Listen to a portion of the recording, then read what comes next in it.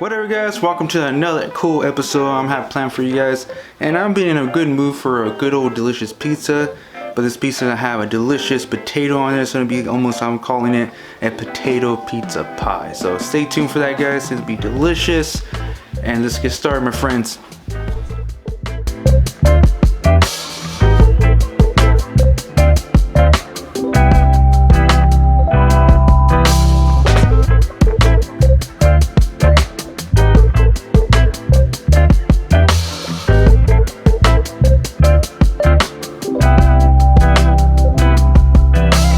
Alright guys, so let me get started on this quick little, before we get started actually, I should tell you guys about what I'd start here. So this is a mixture of flour and water and instant yeast. This is what's called a Polish starter. It's not quite like starter of course, but it's a way to add more of a depth flavor to your dough. It can even be pizza dough or even like this loaf of bread. But this is what gives that beautiful fermentation, that good flavor to the bread. You know what I'm saying? Just tasting like just plain old bread. But yeah, this is a cool way to add some extra to your bread. You know what I'm saying? So highly recommend it. How to make this the night before is a 200 grams of bread flour and 190 grams of water. And 8 grams of instant yeast. Mix that up, set aside, cover it, and let it ferment overnight, and you'll get this beautiful bubbly concoction here. And this is gonna add more depth flavor to your dough or whatever kind of bread you guys are making. But this we're gonna use for a pizza dough. We're also gonna add a little more of a yeast to it to help it out, but that's pretty much what we're gonna do. So let's get started. All right, my friends, so we're gonna prepare the dough. Measuring everything. I'm using a scale. I like using scales because it's more accurate for bread making. This ain't general baking. I just like using the grams and stuff. So to start off with, I'm using bread flour. Of course, my favorite brand is King Arthur. I am not sponsored by them, by the way. I'm just saying it's just one of my favorite brands. But it's going to be 1,100 grams of bread flour.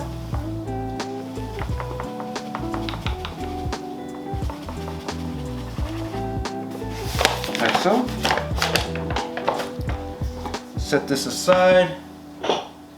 Get my little device over here. Zero this out. So it's going to be roughly 20 grams of salt. I'm using kosher. You can use fine sea salt if you like. It is something I have at hand. And it goes. Now what I like to do for my bread, every time I add salt to it, give it a good mix before you add the yeast, because you don't want the yeast to be full on contact with the salt. Now, you could bloom the yeast, but technically we already have a pre-made blooming of the yeast by using this Polish starter. And then I'm not using it because theory is it's going to be 5 grams of yeast, like so. The reason I don't do it because it's another way for bakers at a bakery or home cooks to test out if their yeast is still alive and still very active, and that's what the blooming came from. But technically you don't have to do that. And even adding sugar, that is a myth. You don't need sugar to help the yeast at all. You don't have to add any of that, or even blooming. You can just add straight in. What this does though, it slowly works, but it develops flavor. So the more slowly and time you give your dough to rise, the more flavor it will get. Now, if you bloom, then you would pretty much consider that a shortcut and it will actually work faster for you. All right, my friends, so next is the water. So on your scale, again, I like using filter water.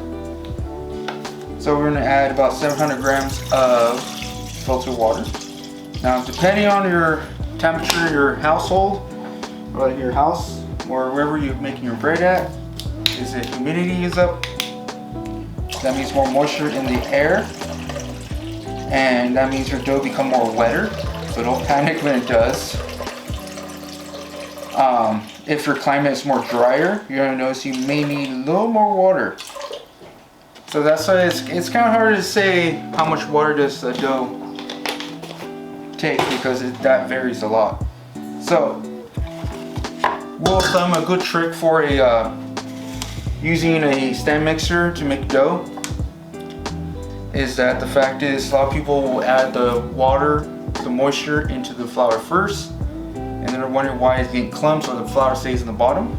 Good rule of thumb for like a little trick on the bakery professionally. You always want to add your liquid first to your mixture and then the dry ingredients in.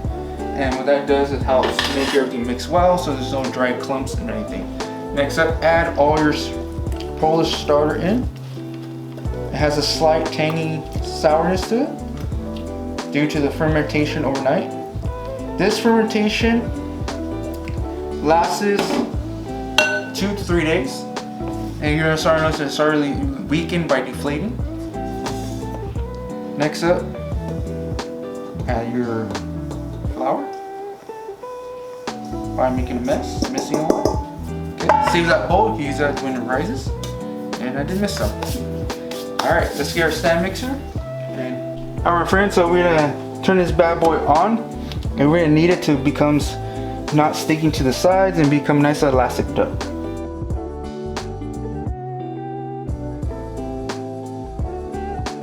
And knead it by hand for a couple seconds. You can't knead this by hand if you don't have a stand mixer. That's pretty fine.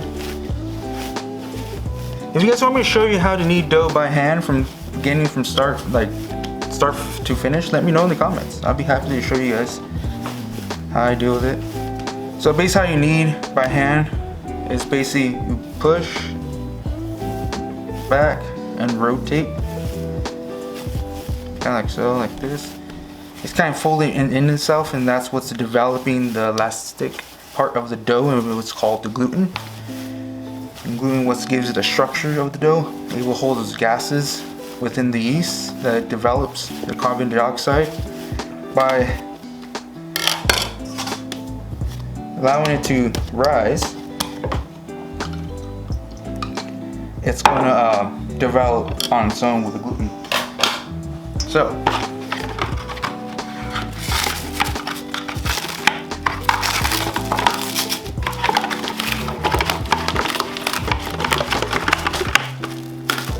for the plastic wrap. I hate these plastic wraps for some reason that has the cutting part of the thing like that. I don't know why. They bug me. So you may ask, how long do I let this rise for? Again, that's all depends how warm your place is. It could take for an hour or 2 hours. So right, you see doughs that takes longer than like close to 5 hours almost. It all depends how warm your place is. Cool little trick, put this bad boy in your microwave, and your microwave insulated keeps the heat in. I mean, don't turn it on, but put it in there when it's kind of like its own room temp, and believe it or not, it acts very well as a good proofer. You can even put like a little steam thing in there and it works perfectly. So I'm gonna put this bad boy in the oven, and it should be done by an hour to 2 hours of rising time. So we're gonna weigh these doughs out about 10 ounces. Also depends on how big you want your pizza doughs or what kind of trays you're using. You got two options. You go rectangle shape,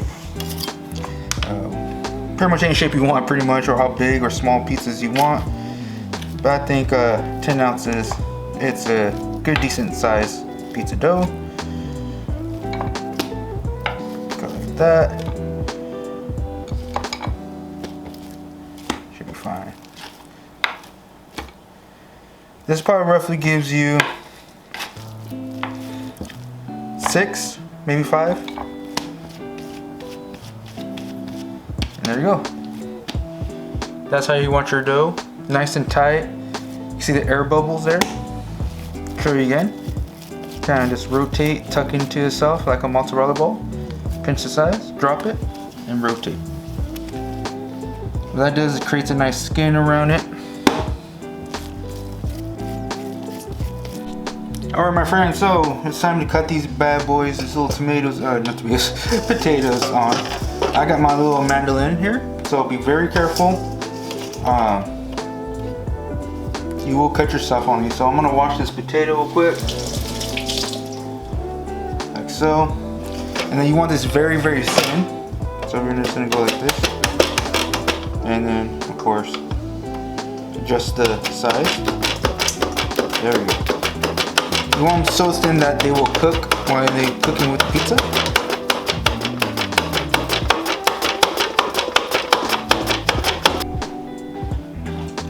Alright my friends, so let's talk real quick about the device I'm going to be cooking these pizza on. I'm using a pizza stone for the oven. Now forgive me, this scene looks, it's been used quite a bit. It has.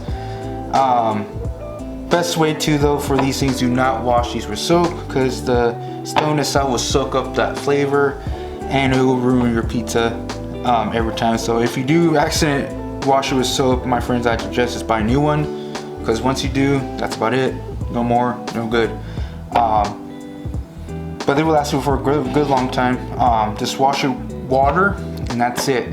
Do your best you can to scrub it, but sometimes you just can't do that because of course it soaks up all that. And then let it air dry completely. Do not put this back into a hot oven because it will crack. So I want to place this guy in a cold oven and then turn on the oven to 500 degrees, and that will slowly raise the temperature with the oven, so it won't risk of cracking. Alright my friends, so we're going to start making the sauce. So it's going to be about 65 grams of butter. That's going to be unsalted of course. And then we're going to melt this gently to completely melt it, and then we're going to add our 65 grams of all-purpose flour. Alright friends, so we got the butter melted, and from here we're going to add our 65 grams of flour, basically equal parts for the butter. Whisk, try and move all the lumps from the flour and butter. Now we want to cook this for a couple seconds or so, kind of get rid of that raw flavor of the flour. So keep whisking. Then to that we're going to add our Parmesan. That's why we want this unsalted, because cheese of Parmesan is already salted as it is. As you know, you can see it forms a dough. That's okay. Then we're going to cook it down for a couple seconds. Bechamel, but it's a style of bechamel. So add your milk. Add about half. And then stir in so there's no lumps.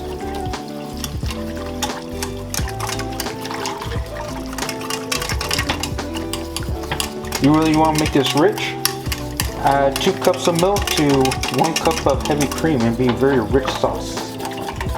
Okay, then stir in one hand and pour with another.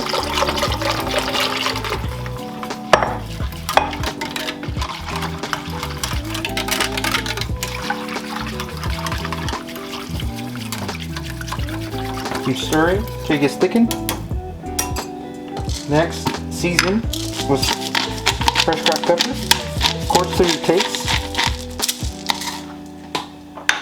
To really elevate this flavor of this is optional. You could get pre-ground, but I like using fresh nutmeg. It adds a depth of flavor. Goes very well with potato. Again, pinch of salt. You gotta keep in mind we did add cheese, so you gotta taste. If it needs more salt, add more. Like so. Garlic powder, probably a couple teaspoons or so. And stir in. If you're using pre-ground nutmeg, I would suggest adding a teaspoon in case. If you think it needs more, add more. No more than 2. Alright my friends, so this sauce is thickened. You want it like that. And then once it gets cold, it's gonna thicken even more, so that's gonna be perfect. Alright friends, time to moment of truth here. Let's build this beautiful pizza. So let's add a little flour to your dough. Start in the middle and work your way out. What this does is forms your crust around, and then you can go out. Like so. If your dough shows any resistance, just cover it and let it rest more. You can use a rolling pin, whatever you guys feel like doing. The point is, try and get the dough out and roll out in the best way possible. cornmeal, just allow the pizza to fly off the pizza peel. So the best option I do have is rice flour. It's coarse enough so it will let it slide off. So add a little bit to your pizza peel. Lay your dough here, like so, of your pizza stone, okay? Add this beautiful sauce here, like so.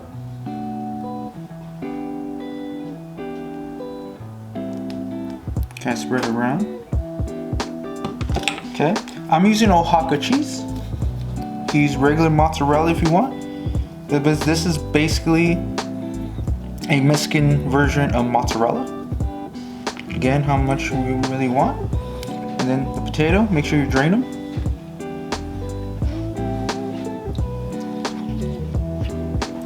Next up, I got fresh Parmesan cheese. You're gonna grate this on top. And it's gonna add like almost like a cheese crust on top. And it gives that saltiness. Like I said, I do want a little bit of nutmeg, a little extra. A little fresh nutmeg.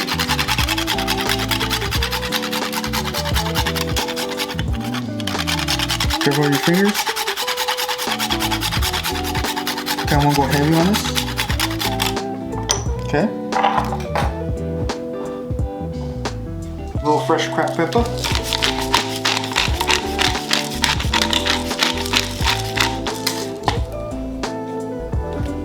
Italian seasoning.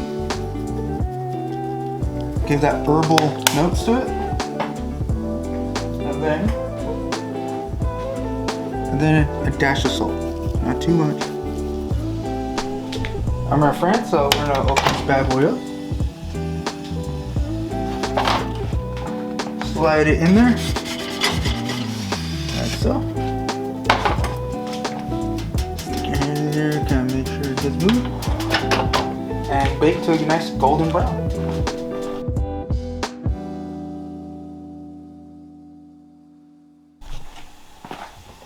Alright, my friends, so here we go, the pizza pie.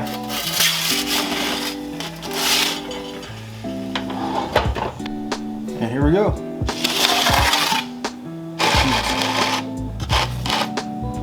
Beautiful pizza pie. So my friends, what I like to do a little more of, it does need it.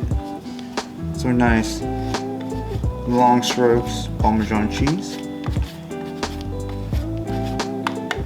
Like so. A little more pepper. And then drizzle the sauce. Like so.